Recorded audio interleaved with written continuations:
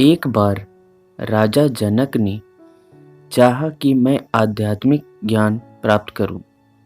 यह सोचकर उसने 1000 गायें मंगवाईं और हर गाय के सींग पर 20-20 मोहरें बंधवा दी और हुक्म दिया कि जो व्यक्ति शस्त्रार्थ में जीत जाए वही गायें ले जाएं। 1 महीने तक वाद विवाद होता रहा। आखिर याज्ञवल्क्य सब ऋषियों से अव्वल निकला और 1000 गायें मोहरे समेत ले गया। राजा ने कहा कि मैं इसी तरह 1000 गायें और दूंगा जो मुझे अंदर ले जाकर आत्मज्ञान करवा दे। याज्ञवल्क्य वाचक ज्ञानी था। वाचक ज्ञान से सब सिद्धांत समझा दिए मगर ज्ञान न दे सका, अंदर न ले जा सका।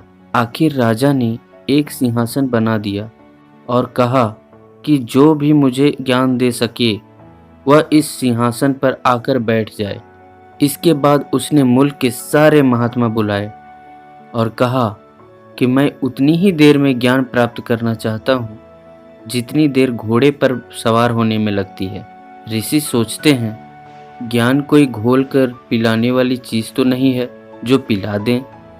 पहले कुछ लिखाएं पढ़ाएं, अभ्यास कराएं, तब धीरे धीरे कुछ ज्ञान प्राप्त हो। इतने में अष्टावक्र जी आ गए। वे शरीर के टेढ़े व कुबेड़े थे।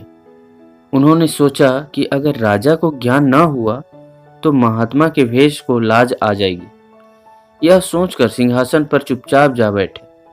उन्हें देखकर सब लोग हंस पड़े। क्यों? क्योंकि वे कुबड़े थे।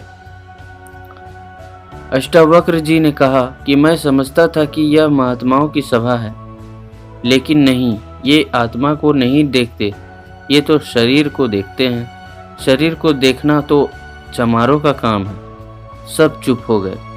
ऋषि ने पूछा कि राजा, तू ज्ञान लेना चाहता है? राजा ने जवाब दिया कि जी हाँ। अष्टावक्र ने कहा कि ज्ञान की कुछ दक्षिणा भी होती है, शुक्राना भी होता है, क्या देगा? राजा ने अर्ज की, जो कुछ मेरी ताकत में है मैं आपको देने को तैयार हूँ। अष्टावक्र ने कहा, मैं भी वही मांगूंगा जो कि तेरी ताकत में है। अच्छा, मैं 3 चीजें मांगता हूँ, तन, मन और धन। राजा ने थोड़ी देर सोचकर कहा कि मैंने दिया। अष्टावक्र ने कहा, फिर सोच लो। राजा ने कहा, जी मैंने सोच लिया। अष्टावक्र ने कहा, करो संकल्प। राजा ने संकल्प कर दिया।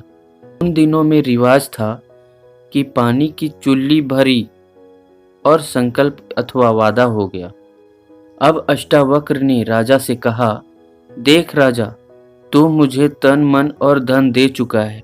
इसका मालिक अब मैं हूँ, तू नहीं। मैं हुक्म देता हूँ, सबके जूतों में जाकर बैठ जा। दरबार में एकदम सन्नाटा छा गया। सब चुप। अब अपनी प्रजा, अपना राज्य और सबके सामने जूतों में बैठना। मगर राजा ज्ञानी था, जरा भी न झुंझलाया, चुपचाप जूतियों में जाकर बैठ गया। अष्टावक्र ने ऐसा क्यों किया? इसलिए कि राजा की लोकलाज छूट जाए। लोकलाज बड़ी रुकावट है। बड़े बड़े लोग यहाँ आकर रह जाते हैं। फिर अष्टावक्र ने कहा कि यह धन मेरा है, मेरे धन में मन न लगाना। राजा का ध्यान औरतों की ओर जाता है, फिर वापस आ जाता है कि यह ऋषि की है। धन की ओर जाता है, फिर वापस आ जाता है, यह तो ऋषि का है। राज्य की ओर जाता है, फिर वापस आ जाता है, यह भी ऋषि का है। मन की आदत है, वह बेकार और चुप नहीं बैठता, कुछ न कुछ सोचता ही रहता है। इसी तरह राजा का ख्याल जाता है, फिर वापस आ जाता है, जाता है, फिर वापस आ जाता है। ऋषि देखता रहा। आखिर राजा आंखें बंद करके बैठ गया। मैं बाहर न देखूं और न ख्याल बाहर जाए, यही ऋषि चाहता था। अपना मतलब पूरा होता देखकर ऋषि ने पूछा, तू कहाँ है? राजा जनक बोला, मैं यहाँ हूँ। ऋषि ने कहा, तू मन भी मुझे दे चुका है, खबरदार जो उससे कोई ख्याल उठाया। राजा समझदार था। समझ गया कि मेरा मन पर कोई दावा या अधिकार नहीं है। समझने की देर थी कि मन रुक गया। जब ख्याल बंद हुआ, अष्टावक्र ने अपनी तवज्जो दे दी। रूह अंदर चल पड़ी, रूहानी मंजिलों की सैर करने और नाम लज्जत लेने लग गई। अष्टावक्र ने ऋषियों से कहा कि इसको बुलाओ। अब बोले कौन? ऋषि ने जितनी देर मुनासिब समझा राजा को अंदर लज्जत लेने दी। आखिर में उसका ख्याल नीचे लाए। जब राजा ने आंखें खोली तो पूछा, क्या ज्ञान हो गया?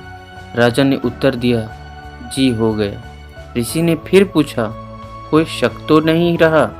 जनक ने कहा, जी कोई शक नहीं।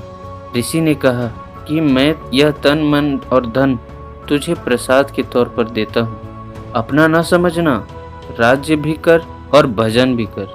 जय गुरुदेव।